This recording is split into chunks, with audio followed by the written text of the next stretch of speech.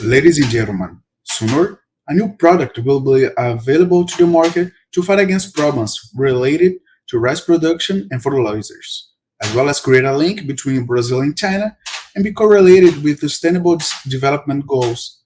So, let me present to all of you BioFertilizer, a new solution for rice burning waste. Speaking of rice production and fertilizers, we face the following problems: waste taking place on industry plant, low national fertilizer production, inadequate disposal of waste on environment, and uses of large planting spaces and small production. As a solution, we propose a recycle of waste and fertilizer production from rice husk ash. Dig deeper on problems. The world production in 2019 and 2020 was around 500 million tons of milled rice. Could not fail to mention that China is the biggest producer of rice and alone produced 209.6 million metric tons. I do have to emphasize that this number is just for the rice. The problem is, annually, we produce 1.2 billion tons of rice husk. In this case, it is the major byproduct. However, due to its composition, it cannot be decomposed by bacteria, generating a large amount of waste. The second problem is, year after year, the consumption of fertilizers in both countries increases at a high rate. Moreover, our fertilizer industry is not able to supply this demand. The presented projection for next year shows us that somehow it may generate a road crisis. So, why can't we supply it? Prices of fertilizers raw material have increased absurdly due to energy crisis in China. Phosphorus 96.3%, urea 75.5%, and potash 101.6%. As a potential fertilizer producer and consumer, the country visualized a necessity to close its exportation in order to protect its internal market. As a result, Brazil could produce just 6.4 million tons of fertilizer, which corresponds to 16% of its needs. The red spot on the right map is the Amazon forest area devastated by agricultural usage since 1985 until now. This change corresponds to a growth of 2.6 times. China is one of the most worried nations on this site. That is to say, China is the biggest customer for both soy and beef produced in that region. One more time, the relationship between Brazil and China speaks for itself. In China, most rice husks are burned in order to generate energy. As a result, we have a formation of rice husk ashes. From that, around 96% is silica. At least, our idea can be attributed to four sustainable development goals. Starting with SDG 8, we can supply the world's fertilizer demand, generating more jobs and aggregate economic growth. China, as a principal fertilizer exporter, will be able to make profits from exporting fertilizers again. Number 9, we are developing an innovative idea in terms of extraction technology and silica application. Instead of throwing away rice husk ashes on the environment, causing an assault on the ocean environment and a risk of explosion, the byproduct turned out to be a high value added product.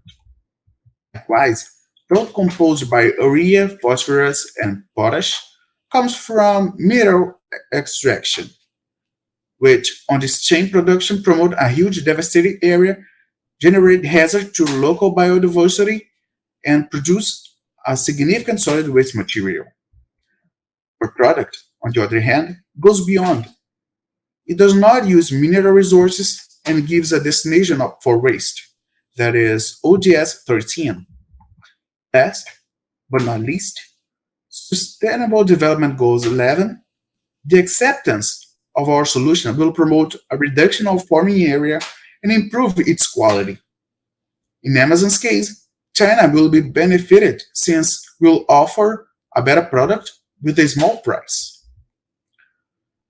What makes our idea innovative is that our product contains high silica content. As an eco-friendly startup, our production is thought to not assault the environment. Moreover, we seek a low-cost production due to our different silica extraction method.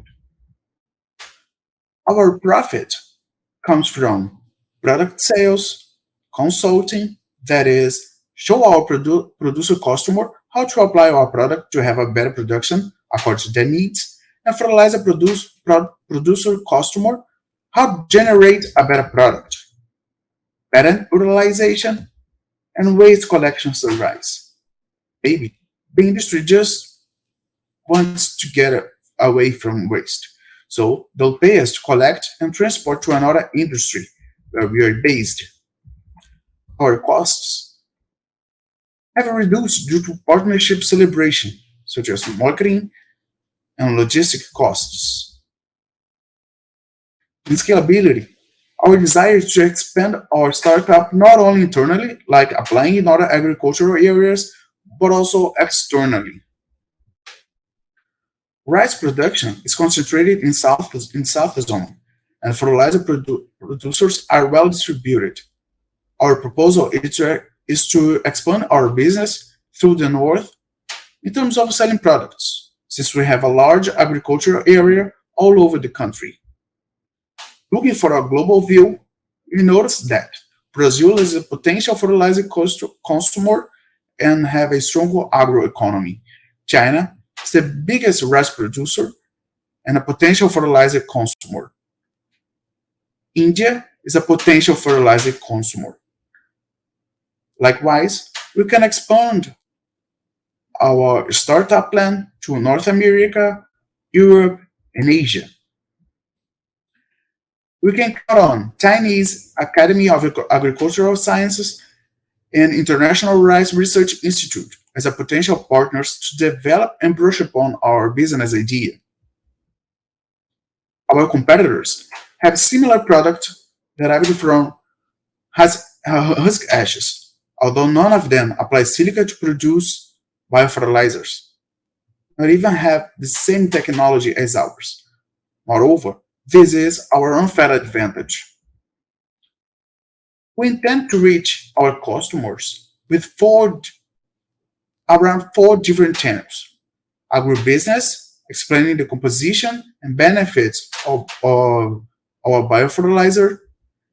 Business fairs, exposing our product and technology, and discovering new partners. Radio and TV for product sales and business marketing. Social media, because it's the fastest way to reach new customers, and Brazilian Embassy in China. Our team is composed of Caio Cler, Felipe Pan, Paulo Bonjour, and Pedro Henrique, chemical engineering, and a desire to drive the road to a better direction unite us. Making an analysis of what was demonstrated before, we noticed that the demand for rice is about to increase 5%, and fertilizer may follow this tendency, increasing 2% a year. Since the market is not able to supply, we take it as an advantage and introduce our product to the market.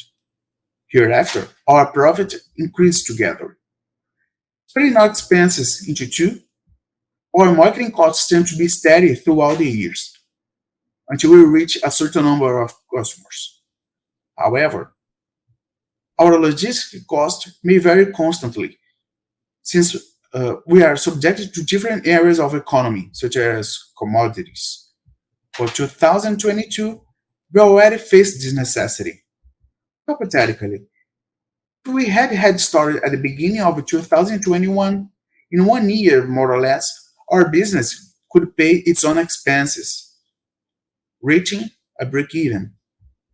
Our projection is to have a substantial profit in about 2 years. Thank you for watching BioFertilizer, a new solution for rice burning waste.